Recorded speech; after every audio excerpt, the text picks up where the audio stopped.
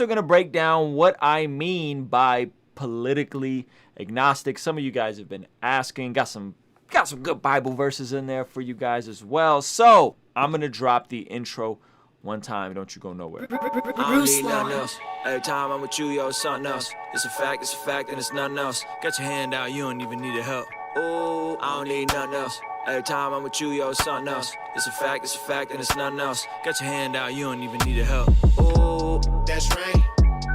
I don't need nothing else.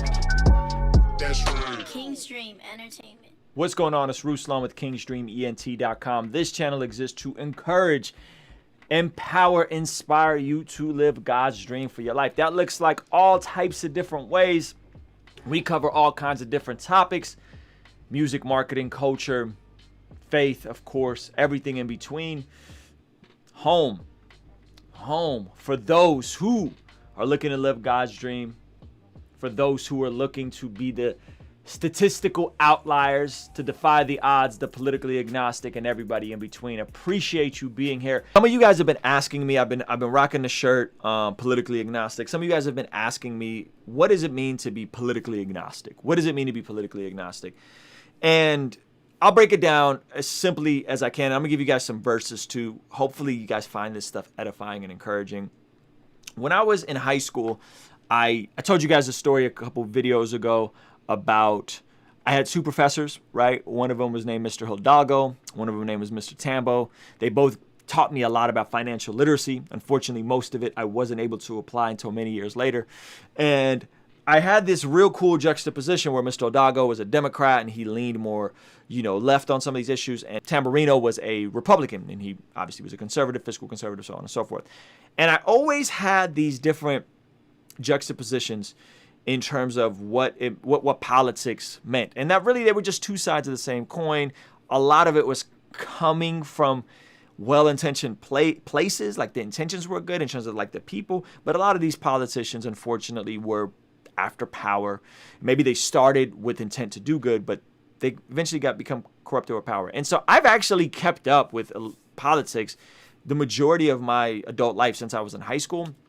I've never been registered with any specific party, neither Democrat nor Republican, and I've always just identified as a politically agnostic person, right? And so what it means to be politically agnostic to me is just simply, I don't put my faith in politics. I don't put my faith in these systems. I think that they're both flawed. I think the fact that we have a two-party system is kind of a bummer, and I think this is, hopefully we'll see a third party raise up. But that is what I mean, and I'll give you guys some verses here on specifics, right? A great verse from Psalms 46:10. He says, "Be still and know that I am God. I will be exalted amongst the nations. I will be exalted in the earth." Ultimately, God is the one that is exalted.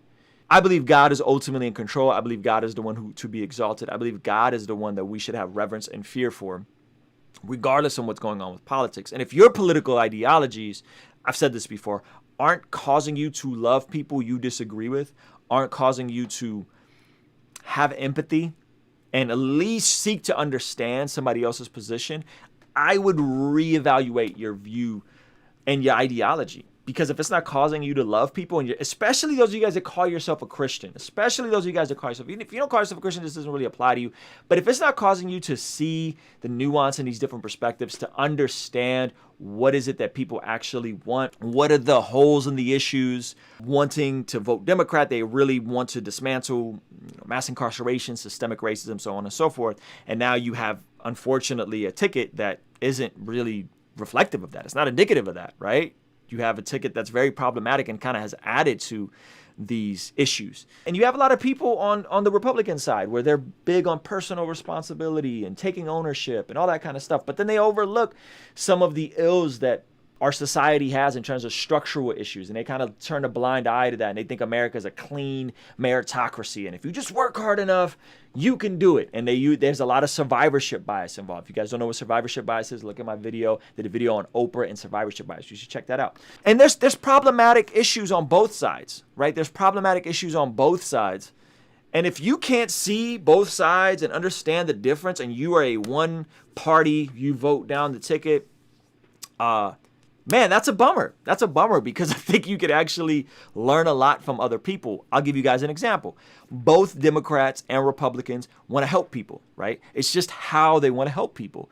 The Democrats say, hey, we need to create more social programs. We need to create more, programs for the homeless and more this and more that. And the Republicans say, we do need to help more people, but we want a smaller government because we spent trillions on trying to help homelessness and welfare systems. And where's that gotten us? It hasn't gotten us very far. So, you know what? We should limit the size of government and we should let private citizens do the charity work. We should let private citizens do that, right? And you're like, but something feels weird about that, right?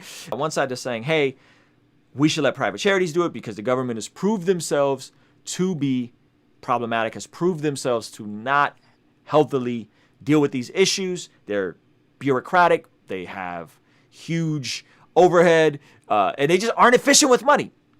As the Republicans are saying, the Democrats are saying, hey, but listen, like you have to be more compassionate and empathetic and help people and all that kind of stuff. And we need to create more systems. We need to shrink the income inequality gap. The Republicans are saying there's no such thing. You're making it up, right? There's no such thing as systemic issues. And their policies kind of cater, in terms of their economic policies, they tend to cater more towards, unfortunately, giving the right side or right side economics tax breaks. This is called Reaganomics, right side economics. So the theory is it's called trickle down economics. Give people at the top of the top tax breaks, and it'll trickle down to the people at the bottom. And the Democrats are saying, no, we have to give tax breaks to the lower class and the middle class. And the Republicans are saying, no. The upper class already pays the majority of the taxes, and there's a progressive tax on them. And if you're taxing somebody more than 50% of their income, is that even ethical, right? Like that's crazy. So like the Green New Deal, it's terrible policy. If you make anything you make above $10 million on, right? We have a progressive tax. Anything you make above $10 million on, they take 70% of that. That's crazy. That somebody can make anything you make more than they can take 70%. That's the Green New Deal. That's nonsense. It's stupid. Anytime somebody owns more than 50% of what you're generating, they're now a partner. So now the government becomes a silent partner. So the Republicans are like, no, it's bad. And the Democrats are like, no, but you don't understand. This is creating more wealth inequality. Two different perspectives, right? You got the whole pro-life, pro-choice issue. The Democrats will say, well, you have to care for people after they're born, and you got to create economic policies and birth control so that people have an equal opportunity to be successful, so on and so forth, right? And it's a woman's right to choose. And the Republicans say, yeah, but is it? I mean, it's kind of complicated because when does that actually become a human and when is it just some tissue, right? And the Republicans are like, no, this is not right. That's a human in there, right? So you could go in circles on these issues. And the truth is they're complicated issues. I mean, I lean pro-life on some of this, and I think the Democrats have some good ideas. I don't know. I don't have all the answers. What I do know is I'm not putting my faith in politics. If I thought that politics was the answer, I would become a politician. I don't think politics is the answer. I think us, you and me, coming together, listening to each other, trying to understand different perspectives, that there are Democrats who are Christians, there are Republicans who are Christians, that people actually intend well. It's just everything that goes along with these lobbying groups, with the deregulation on both sides. I'll give you guys some other policies that I think are problematic. Deregulation, right? So the Republicans say we need to deregulate. We need to have a free market economy. And I'm like, yeah, I like deregulation, right? I like deregulation to a degree. And so what happened? Well, they deregulated and deregulated and deregulated. And then the 2008 crash happened. What happened with the 2008 crash? Well, the 2008 crash, they deregulated mortgages, home mortgages, to the point where just about anybody can say they make anything and you can get a loan like that for a house, right? And so you had a lot of people buying houses they couldn't afford, a ton of houses being bought, people getting these sketchy mortgages that they couldn't afford, and then the economy collapsed because they deregulated the mortgage industry. And that was on both sides, because the Democrats were like, we need to get people into houses, and the Republicans were like, yeah, this is going to be great for Wall Street. Boom, deregulated it. The whole thing came apart.